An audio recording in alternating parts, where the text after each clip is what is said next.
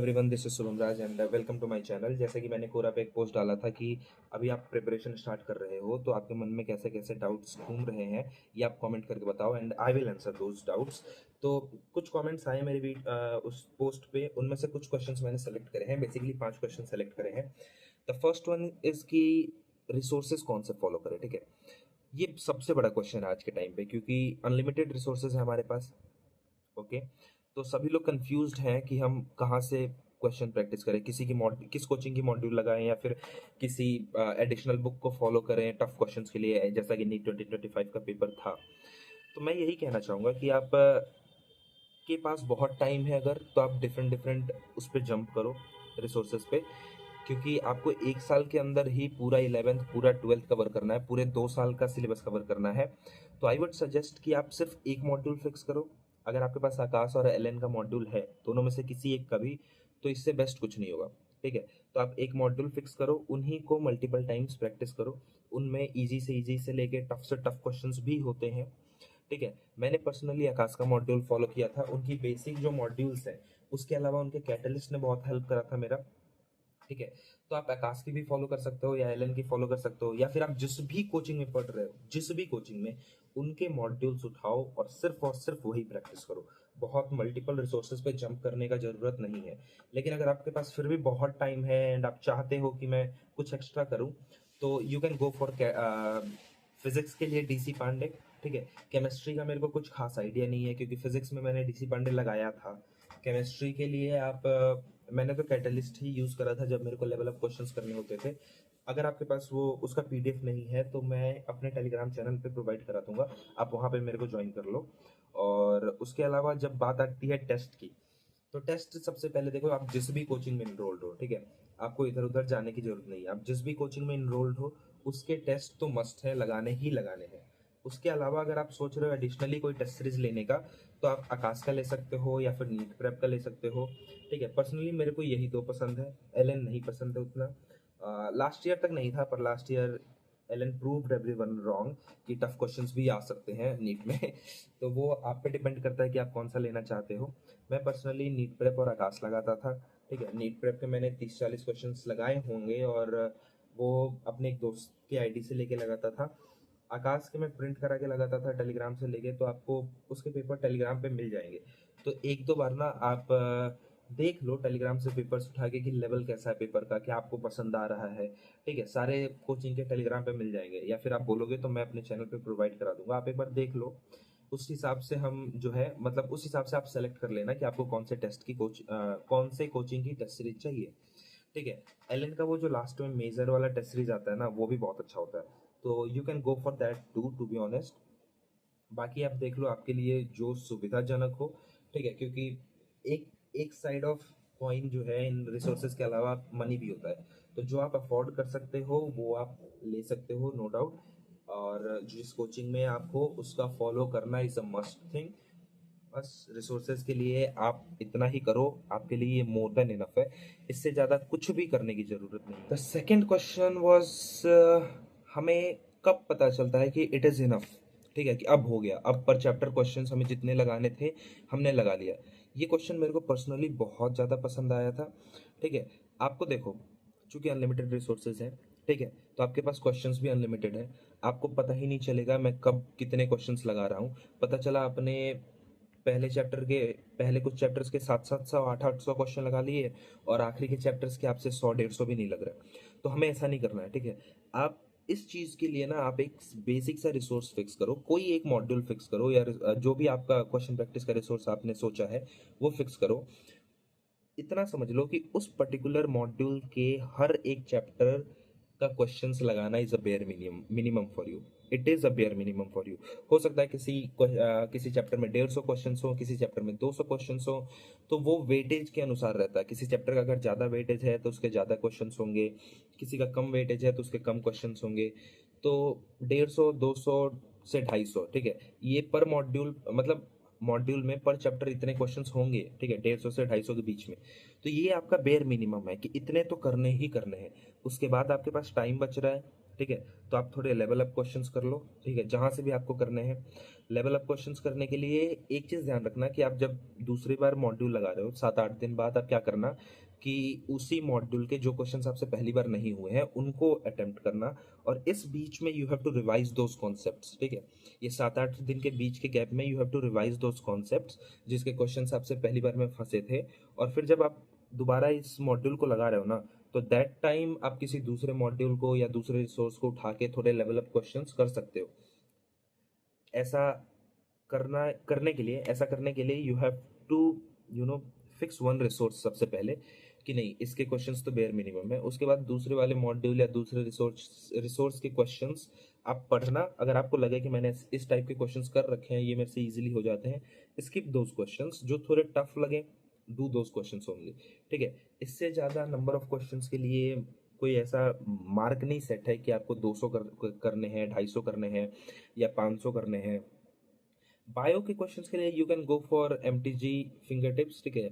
MTG finger tips एक अच्छा book है, और नीट प्रेप के क्वेश्चंस भाई साहब बायो के बहुत अच्छे क्वेश्चंस होते हैं, टॉप क्लास के क्वेश्चंस होते हैं। ऐसी ऐसी जगह से उठा के पूछेंगे ना आपसे कि मतलब समझ जाओ आप। मोस्ट ऑफ द पीपल आज के ज़माने में नीट प्रेप का क्वेश्चन कहीं ना कहीं आपने देखा ही होगा, ठीक है।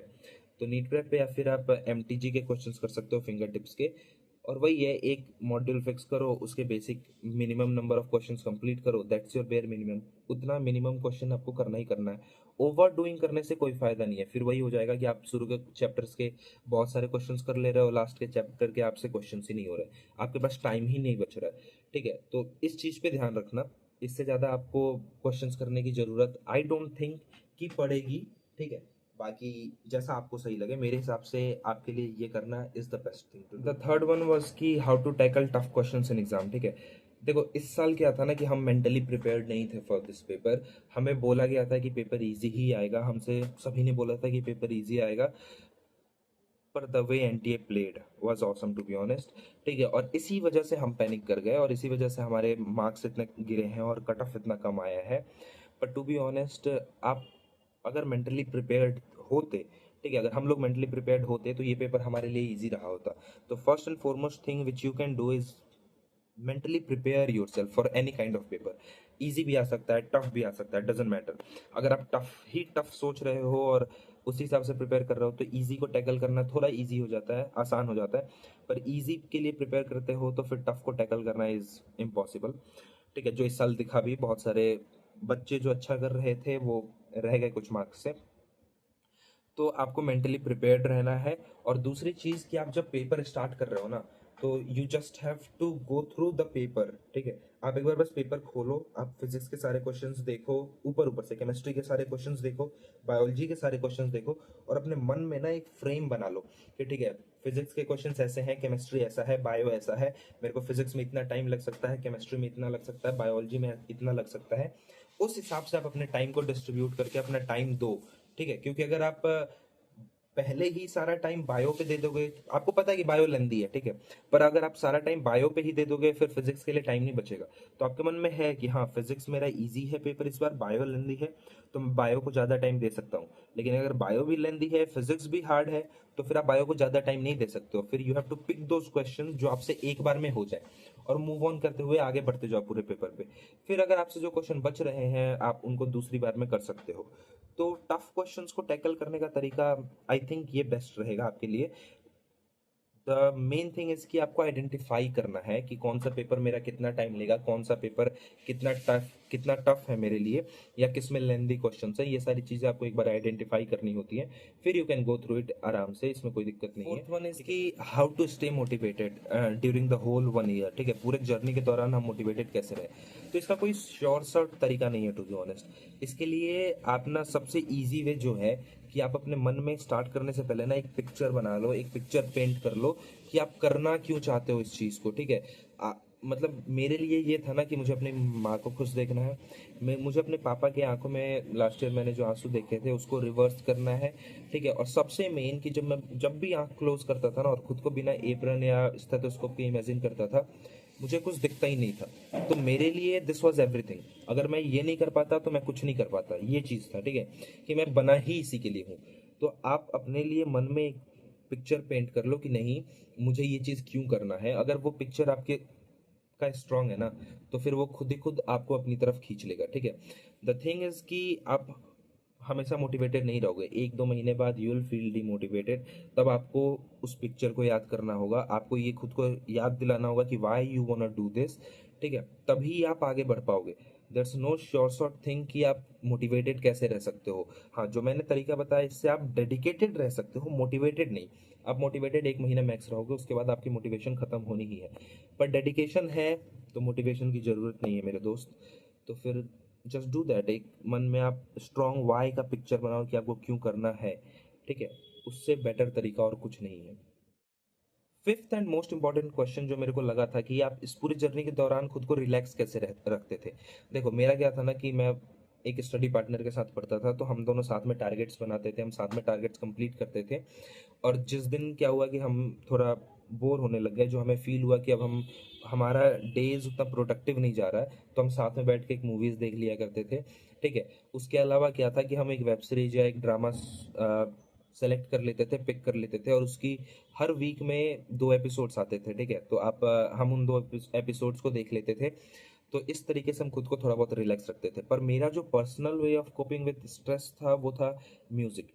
ट्रस्ट मी गाइज, आप एक बार म्यूज़िक को अपने ना प्रिपरेशन में जोड़ के देखो, ठीक है, उसको लगा के देखो। It is the greatest stress reliever ever, ठीक है।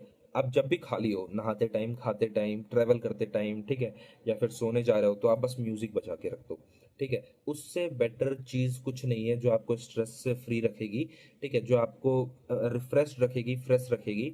आप भरोसा नहीं करोगे, पर मेरे लास्ट 2 ईयर ना, जो ड्रॉप के 2 ईयर्स रहे हैं, उसमें मेरे मतलब जो म्यूज़िक मैंने सुना है ना, वो नहीं भी तो 50,000 आवर्स प्लस म्यूज़िक सुना है, ठीक है। तो music for me was that kind of thing जो मेरे को हमेशा रिलैक्स रखता था, मोटिवेटेड रखता था। तो you can try that too. मेरे पास एक मोटिवेशनल प्लेलिस्ट भी है, आई विल ऐड दैट। मैं उसका लिंक डिस्क्रिप्शन में दे दूंगा, आप उसे भी चेकआउट कर लेना एक बार, ठीक है। एंड आई होप कि आपको ये वीडियो पसंद आई हो, ठीक है। आप सभी के जो क्वेरीज थे वो मैंने आंसर करने का कोशिश करा है, एंड आई होप कि आपको अपना आंसर, डिज़ायर्ड आंसर मिल गया हो। फिर मैं नेक्स्ट वीक एक वीडियो लाऊंगा, तो उसके लिए I will think of some topic, ठीक है। आप सजेस्ट कर सकते हो मेरे को कि मैं किस पे वीडियो बनाऊं। You can even join me on the Quora, मैं वहाँ पे पूछ लूँगा फिर से। और नहीं तो आप कमेंट बॉक्स में भी भेज सकते हो। Even if you want a personal mentor, ठीक है, मेंटोर, आप अपने टेस्ट के रिजल्ट मेरे साथ इंस्टाग्राम पे शेयर कर सकते हो, और आप मेरे को अपनी प्रोग्रेस दिखा सकते हो। आपको जहाँ पे डाउट हो रहा है, you can ask me directly on Instagram, ठीक है। मैं पर्सनली आपको गाइड करूँगा, एंड आई विल होप कि आप लोगों की जो मंजिल है वो आप तक पहुँचे, आप लोग जहाँ सोचे हो वहाँ तक पहुँचो। एंड अगर वीडियो आपको अच्छी लगी हो तो एक सब्सक्राइब कर देना, साथ में एक लाइक का बटन दबा देना, और आपका दोस्त हो जिसको ये सुनना चाहिए तो शेयर भी कर देना। Thank you for watching guys, and let's meet next Sunday. Thank you.